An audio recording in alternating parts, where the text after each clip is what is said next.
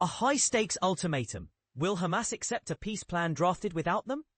In a dramatic turn of events, former US President Donald Trump and Israeli Prime Minister Benjamin Netanyahu have issued a stark warning to Hamas. Accept their 20-point peace plan for Gaza or face severe consequences. The pair, meeting at the White House, framed their proposal as a historic breakthrough. For the Middle East, a claim that raises eyebrows given Hamas's apparent absence from the negotiation table. But here's where it gets controversial. The plan was drafted and announced without consulting the very group it's meant to persuade. A plan without consent. Hamas officials, including Mahmoud Mardawi, reportedly had not even received the document when Trump and Netanyahu made their public announcement.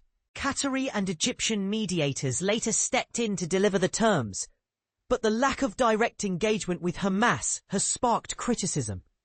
Critics argue that bypassing the group entirely undermines any hope of genuine diplomacy. After all, how can a proposal succeed if the key player refuses to even see the rules of the game?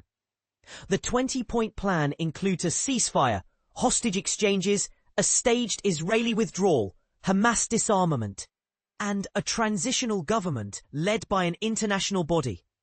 Trump even revealed his own role as head of a new board of peace, flanked by figures like former British Prime Minister Tony Blair.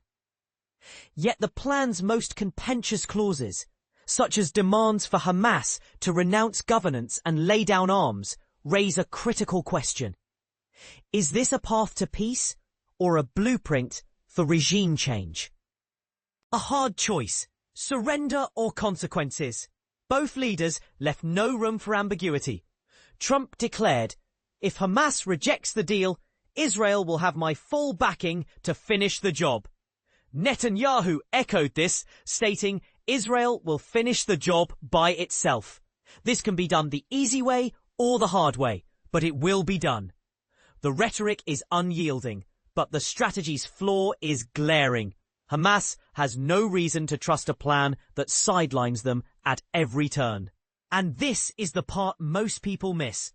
The proposal's success hinges on Hamas accepting terms they were never asked to negotiate. A divisive vision for Gaza's future. Trump's plan also envisions a post-war Gaza governed by a Riviera of the Middle East. A utopian vision that critics have called code for ethnic cleansing. While the plan now claims no one will be forced to leave, earlier drafts suggested sidelining Palestinian political leaders and granting Trump's panel sweeping authority. The contradiction is stark. How can a peaceful administration emerge when the existing leadership is effectively barred from participating? Mixed reactions and unanswered questions. The proposal has drawn praise from some Arab nations and the Palestinian Authority, which hailed Trump's determined efforts. However, Iran-backed militant group Palestinian Islamic Jihad dismissed it as a recipe for regional chaos. Meanwhile, Netanyahu's recent apology to Qatar for a deadly missile strike, targeting Hamas but killing a Qatari citizen, adds another layer of tension. The incident underscores the delicate balancing act required to win over Gulf allies while maintaining pressure on Hamas. The human cost of conflict. As these diplomatic maneuvers unfold, the ground reality in Gaza remains grim. Israeli forces have intensified their offensive, with over 65,000 lives lost since October 7, 2023. Netanyahu's vow to wipe out Hamas in its final redoubts clashes with the plan's promise of a peaceful transition. Can a military campaign aimed at total annihilation coexist with a ceasefire agreement? The answer may determine whether this proposal becomes a turning point or another chapter in a cycle of violence. Final thought.